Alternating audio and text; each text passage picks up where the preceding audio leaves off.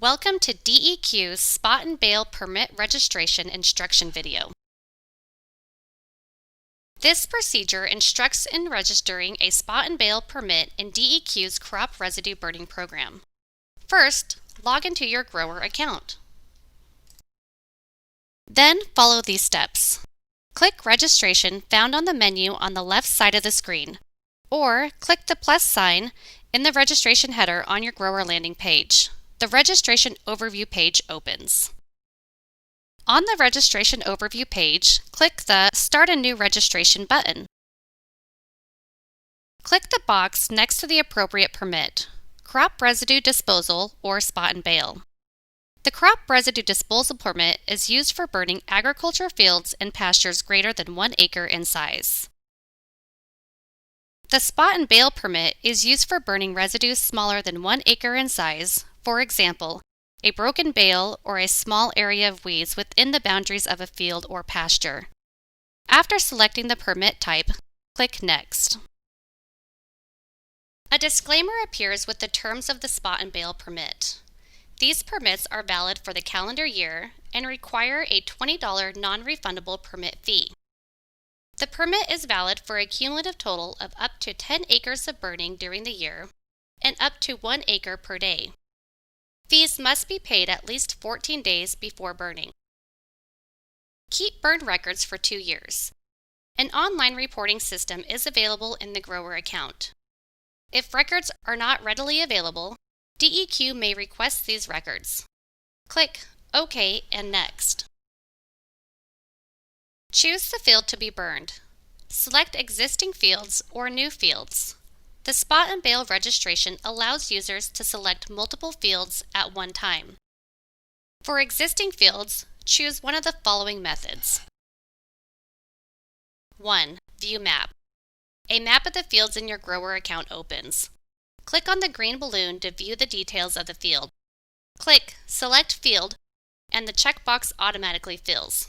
Or 2. Select the checkbox next to the fields you want to add to the registration. Or select All to add all existing fields to the registration. For new fields, select the Add New Field button and a new window opens. In the new window, add field details, field name and field size in whole acres. County auto-populates based on the field location. Zoom in and click on the map to autofill the latitude and longitude. The red circle is a 3-mile radius around the field showing institutes with sensitive populations, or ISPs. ISPs include schools, hospitals, and assisted living facilities. Any ISPs within 3 miles of a field are listed below the map. Enter items of interest in the notes section, such as proximity to a canyon or forested area. When finished adding all the details, click Save Field. The registration screen opens and the new field is available in the map or drop-down box. After selecting field, click Next. Review the fields added to the registration. Click Add Another Field to add additional fields to the registration. Click Edit Details to go back to Step 2 and edit fields on the registration. Click Submit Registration when you have completed adding and reviewing fields. A pop-up window opens with information about the permit fee and the Idaho Department of Land's Fire Safety Permit.